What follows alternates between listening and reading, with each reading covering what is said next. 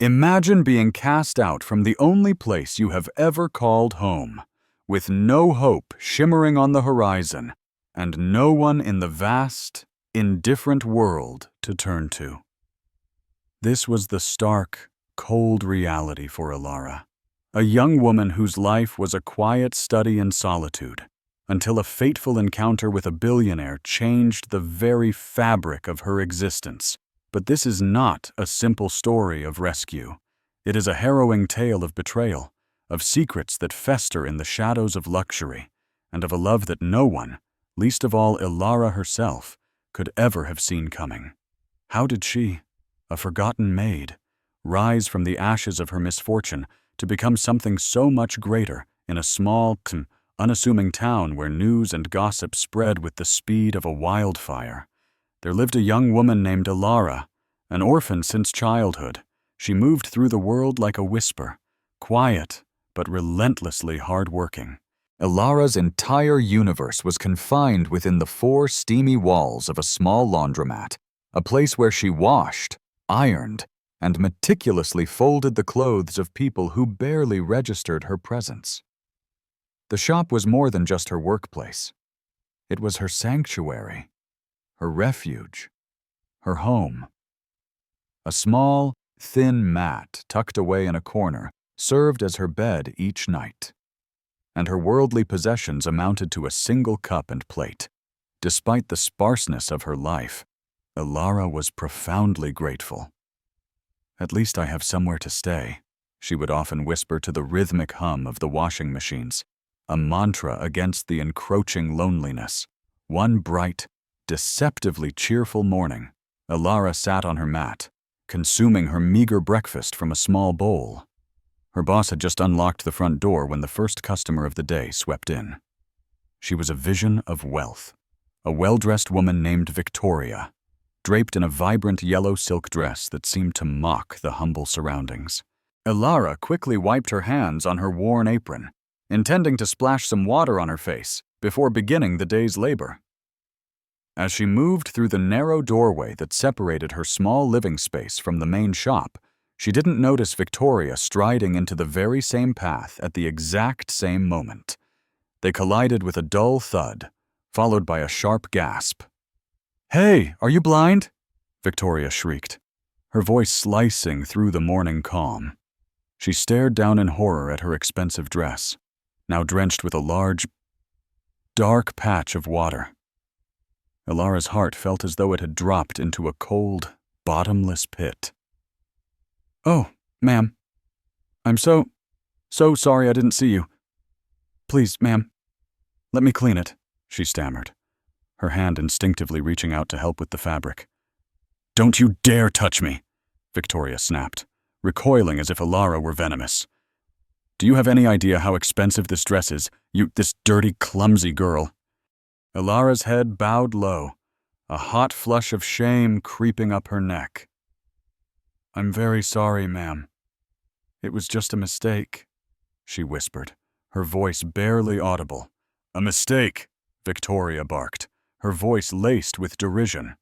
"Is this how you people operate here? Absolutely no manners, no training, no sense at all." Before Alara could find the words for another apology, Victoria stormed past her, her heels clicking angrily on the concrete floor, and disappeared into the small office where Alara's boss sat. Alara stood frozen, her limbs heavy with dread, her hands trembling uncontrollably. She could hear Victoria's furious voice echoing from the office. "Fire her!" the woman was shouting. "If this is the kind of careless person you employ, I'm taking all of my business elsewhere. I simply cannot deal with such incompetence." The boss, a bald man with weary eyes, tried to reason with her. "Madam, please do. It's not that serious. She's a good worker, I assure you." "I don't care," Victoria yelled back, her voice unwavering. "If you don't sack her, I am finished with your shop. And you would do well to remember that my fiancé is one of your biggest and most important customers." A heavy, defeated sigh emanated from the office. Her boss emerged a moment later and called Alara's name. She stepped forward, her heart pounding a frantic rhythm against her ribs, a drumbeat of impending doom. "Elara," he began softly, his gaze fixed on a point somewhere over her shoulder, unable to meet her pleading eyes. "I don't know how to say this. Please, sir, I promise it won't happen again." "I didn't mean to," she started, her voice breaking. "Elara," he cut her off gently. "You've been a good, hard-working girl, but I simply cannot afford to lose a customer like her. I'm truly sorry, but you'll have to leave." The words struck her with physical force. Elara dropped to her knees on the cold floor, the last vestiges of her composure shattering. Sir, please, I beg you, don't do this," she cried, tears streaming down her face. "I have nowhere to go. This is where I live. This is where I eat. Please, sir, don't send me away." Her voice was trembling, a raw plea for mercy. The boss looked down at her, a flicker of pity in his tired eyes, but he slowly shook his head. "I'm sorry, Elara. My hands are tied." The well-dressed woman stood at the office doorway, a cruel smirk twisting her lips. "That will teach you to watch where you're going," she said with a final, disdainful sniff, before turning and leaving. Elara remained on the floor, the sound of her own quiet sobs filling the sudden silence. Her entire world had just crumbled around her. That evening, clutching a small bag containing all of her earthly belongings, she walked aimlessly through the darkening streets. The sun had set, and as the town grew quiet, she felt utterly invisible, a ghost forgotten by the world.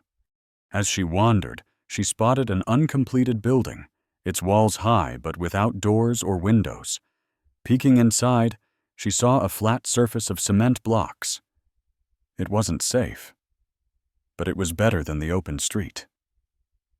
Elara climbed inside, laid her bag on the cold, hard floor, and sat down. "God, please help me," she whispered into the darkness. The first light of dawn was filtering through the empty window frames when the sound of voices startled Elara from a restless sleep. She sat up quickly, her heart pounding, as a group of men wearing helmets and carrying tools walked into the building. They stopped short when they saw her huddled in the corner. "Who are you, and what are you doing here?" one of the men asked, his tone firm but not unkind.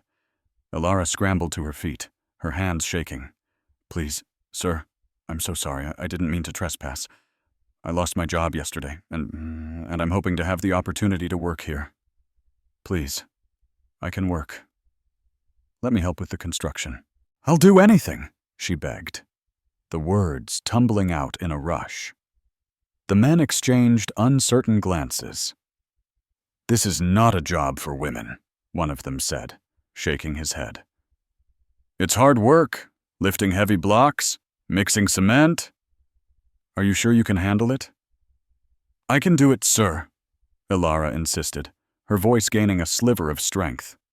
"I'm strong. Please, just give me a chance." After a moment of whispered discussion, one of them relented. "You'll have to talk to the boss. He'll be here soon." Elara nodded gratefully and sat quietly in a corner, a tiny flicker of hope igniting within her chest. An hour later, a tall man in a crisp white shirt and safety boots walked onto the site. His face was strict, and he carried an air of authority that commanded immediate respect. This was the boss. The workers explained Elara's situation, and he walked over to her, his eyes scanning her from head to toe. "So, you want to work here?" he asked, his voice deep and resonant. "Yes, sir," Elara said, standing as straight as she could. "I have no place to go, and I need to survive. I will do my best." The man raised an eyebrow. "This is not a place for playing. If you cannot handle it, you will leave. Do you understand?" "Yes, sir. I understand." After a long, thoughtful pause, he gave a curt nod. "All right, You can start tomorrow." Tears streamed down Alara's face, but this time, they were tears of relief. The work was harder than anything she had ever imagined. The sun was relentless, and her arms and legs ached constantly, but she refused to stop. The other workers watched her with a mixture of surprise and admiration. "This girl is really strong," one commented. A week later, the true owner of the building, Mr. Julian Croft, arrived for an unexpected inspection. He was a well-dressed man with a calm but commanding presence, and as he surveyed the site, his gaze fell upon the unusual sight of a young girl hauling heavy blocks on her head. "Who is that girl, Mr.?" Croft asked the engineer, frowning. The engineer hesitated before explaining how Alara had begged for work and had proven to be incredibly hard-working. "Mr. Sir," Croft shook his head. "This is not right. Call her here." Alara approached them nervously. "Why are you doing this kind of work?" Julian asked, his voice kind but firm. "Don't you know it's dangerous and too hard for someone like you?" "Sir, I have no other choice. I need to survive. Please. Sir, don't send me away," she pleaded. Her head bowed. Julian sighed deeply. "This is not the kind of life a young girl like you should live. You can't continue here. I'll speak to the engineer. You have to stop this work for your own good." Alara's heart sank like a stone. The flicker of hope she had clung to was brutally snuffed out. That evening, the engineer delivered the news, and once again, Alara packed her few belongings, her quiet tears spilling onto the cold cement floor of yet another unfinished building she had found for the night. Meanwhile, Julian, unable to shake the image of the desperate girl, went to the laundromat to collect his clothes. He casually asked the owner if he knew a girl named Alara. The owner's expression shifted. "Ah, Naomi. Alara. She had a problem with one of our customers. The woman demanded I sack her. It was your fiancée, Victoria, that said she must go." Julian was stunned. "Victoria, are you sure?" "Yes, sir. She was very upset that Alara spilled water on her clothes." A deep, unsettling sense of guilt washed over Julian. He knew he had to find her. A few days later, driving home late at night, he spotted a lone figure walking along the dark roadside. It was her. He pulled his black SUV over. "Alara!" he called out. She froze, unsure if she should run or stay. "What are you doing out here at this time of night?" he asked, his voice full of genuine concern. "I don't have anywhere to go," she admitted quietly. "Get in the car," he said firmly but gently. "You're not disturbing me. I can't leave you here like this." As they drove, she recounted her story, and Julian's resolve hardened. "You're coming to my house," he declared. "I'll find work for you there." When they arrived at his magnificent, well-lit mansion, the front door opened, and Victoria appeared. Her eyes narrowed into slits of pure venom when she saw Alara. "Who is this?" Victoria demanded, her tone sharp as broken glass. "Her name is Alara," Julian replied calmly. "She will be staying here." "What?" Victoria's voice rose to a screech. "This dirty girl in my house, Julian? Are you serious?" "Yes, I am," he stated, his voice leaving no room for argument. "She needs help, and I've decided to help her. That's final." Alara stood silently, feeling like an intruder caught in a storm, knowing with a dreadful certainty that her troubles were far from over. From the moment Alara began working in the house, Victoria treated her like a pest to be exterminated. Every small act became a reason for scorn. "Is this how you sweep? Look at the corner?"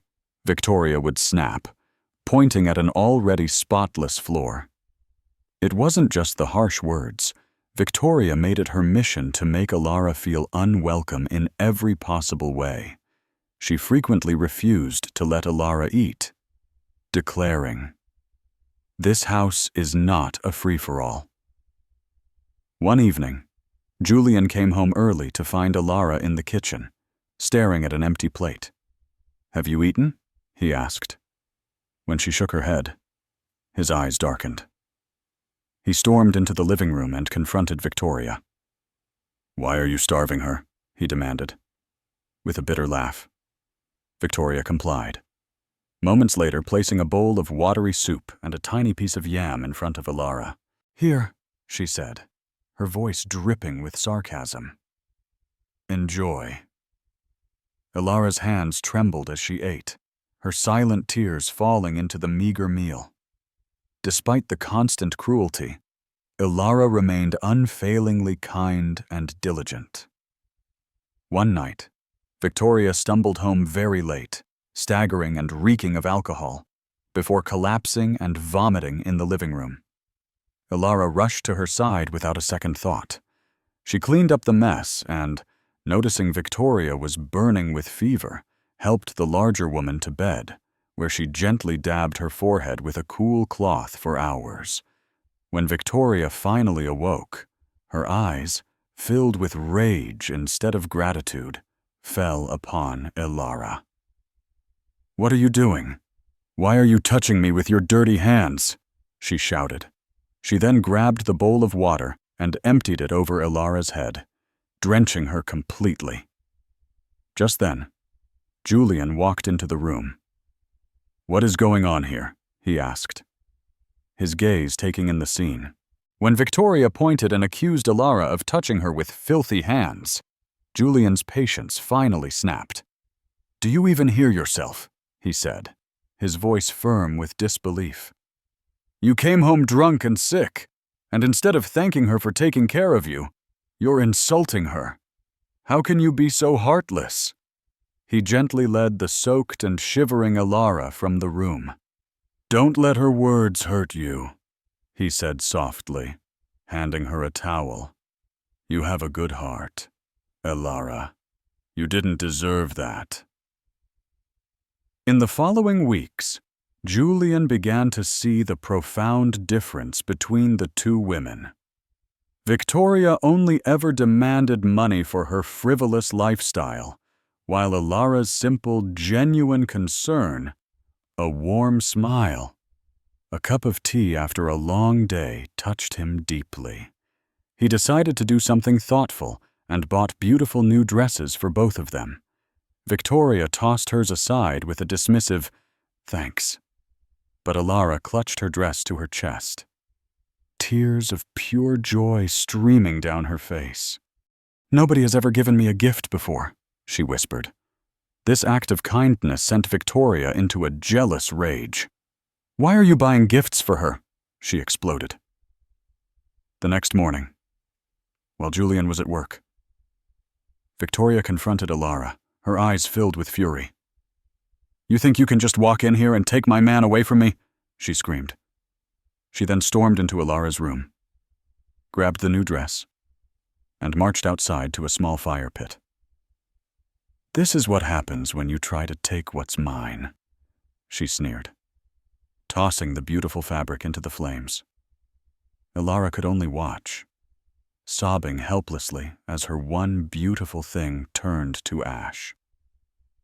A week later, Victoria's tactics shifted with chilling precision. She called Alara to the living room, her voice sickeningly sweet. "I know I've been hard on you," she began, a placid smile on her face. "I want to make amends. Please, forgive me. I want to treat you like my younger sister from now on." Alara, ever hopeful, was relieved by the sudden truce. As a gesture of peace, Victoria asked a favor. "Can you make some noodles for me?" Alara happily hurried to the kitchen and prepared the meal.